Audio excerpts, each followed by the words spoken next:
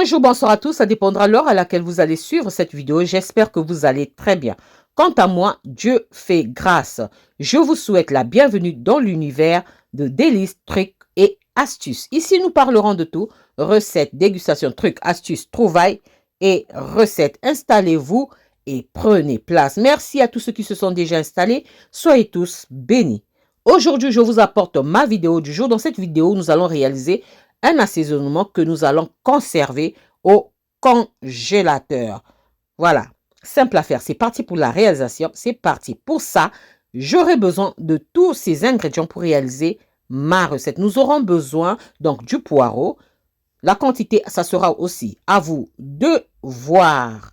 Nous aurons ensuite besoin de 2 oignons jaunes.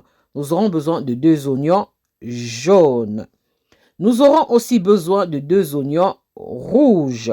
Nous aurons besoin de 2 oignons rouges. Nous aurons besoin de 2 poivrons. Voilà.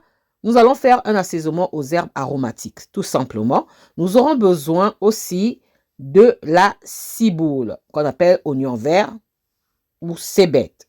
Voilà. Nous aurons besoin de 2 têtes d'ail. Moi, j'aime bien l'ail. Hein. J'aime l'ail. Voilà, nous aurons besoin d'un bouquet de basilic. Nous aurons besoin d'une pomme de terre qui fera office de lion.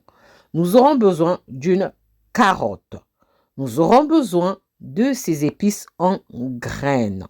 Donc, dans ces épices, nous aurons besoin de la noix de muscade. Voilà, nous aurons besoin du pébé. Nous allons partir aussi vers le Cameroun pour les épices. Nous aurons besoin de la cardamome. Nous aurons besoin aussi du poivre lent. Nous aurons besoin de la rondelle, l'épice qu'on appelle rondelle. Nous aurons besoin du ginseng. Nous aurons besoin aussi d'un mélange de poivre, donc poivre noir et poivre blanc. Voilà, ça c'est pour les épices. Nous aurons ensuite besoin de mon sel aromatisé. Nous aurons ensuite besoin d'une cuillère à soupe de moutarde. Nous aurons besoin aussi du persil et de la coriandre. Nous aurons besoin donc de la coriandre et du persil. Nous aurons besoin aussi de du laurier, la feuille de laurier. Voilà. Nous aurons besoin aussi d'huile pour notre préparation. Voilà, ça sont mes ingrédients. Nous allons passer maintenant à l'étape suivante. Là, j'ai tout coupé, nettoyé et coupé. Je n'ai pas voulu faire ça devant la caméra, sinon ça allait prendre trop de temps. Et là, maintenant, on va aller mettre tous nos trucs dans le blender. Je n'ai pas voulu prendre un grand blender, j'ai pris le petit, mais chez vous, faites comme bon vous semble. Et je viens ajouter mes épices. Donc, je vais tout mettre.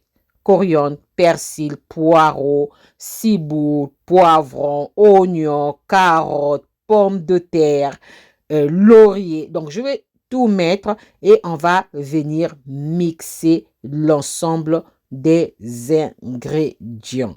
Voilà. Je disais, la pomme de terre fera office de liant. C'est ça qui va permettre pour avoir une bonne consistance dans notre assaisonnement, que ça ne soit pas liquide. Voilà, c'est ce que je cherchais comme mot, comme phrase. On va mixer, bien mixer. Après avoir mixé, voilà la consistance que nous devons obtenir. Moi, j'ai voulu qu'on puisse avoir encore en vision un peu la carotte qui se fait voir, le poireau qui se fait voir, l'oignon qui se fait voir. Voilà, c'est comme ça que j'ai voulu faire ça. Vous voyez, on voit encore le poireau, tout ça. C'est comme ça. On passe à l'étape suivante. Là, j'ai chauffé ma poêle et je viens verser mon mélange d'ingrédients sans matière grasse. Et on va mélanger, on va faire sécher. On va essayer de faire sécher notre assaisonnement.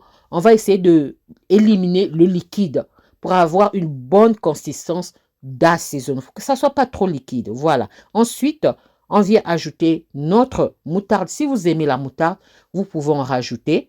Donc, voilà, c'est à vous de voir. Ensuite, je viens ajouter mon sel aromatisé et je viens ajouter mon huile. Donc ici, le liant, ça sera l'huile et la pomme de terre. Vous allez voir, quand je vais mettre l'huile et je vais bien mélanger, comme on n'a plus de liquide dans cet assaisonnement, nous allons obtenir une bonne consistance. Donc, on mélange très bien. On mélange très bien. Et voilà ce que ça donne. C'est simple, c'est prêt. Là, maintenant, je vais mettre ça dans un plat. Vous voyez la consistance qu'on a obtenue. C'est bien vert, hein, mais c'est là la lumière du téléphone qui fait ça. Elle est sorte, l'assaisonnement est bien vert. Donc là, maintenant, j'ai pris un plat, j'ai mis le papier de cuisson.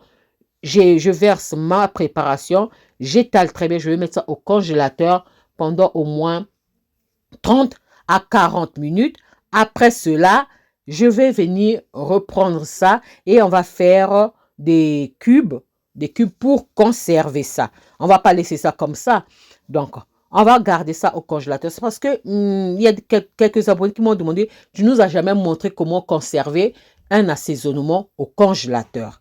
Hein? Moi, c'est très rare que je fasse un assaisonnement conservation congélateur. Donc, cette vidéo, je vous montre comment ce que je procède. Là, après le temps de congélation, donc ça s'est fixé. Donc, ça s'est fixé, ça s'est figé. On vient faire des bâtonnets. Après avoir fait des bâtonnets, nous allons faire des cubes.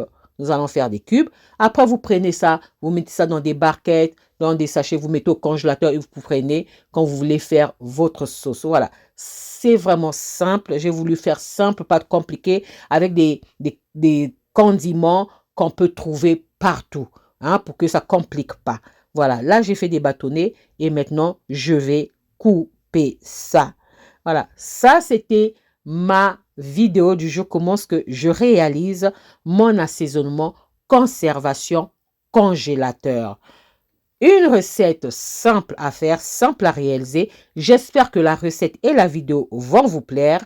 Si la recette et la vidéo vous ont plu, alors les amis, n'oubliez pas de liker, de partager et de vous abonner à la chaîne.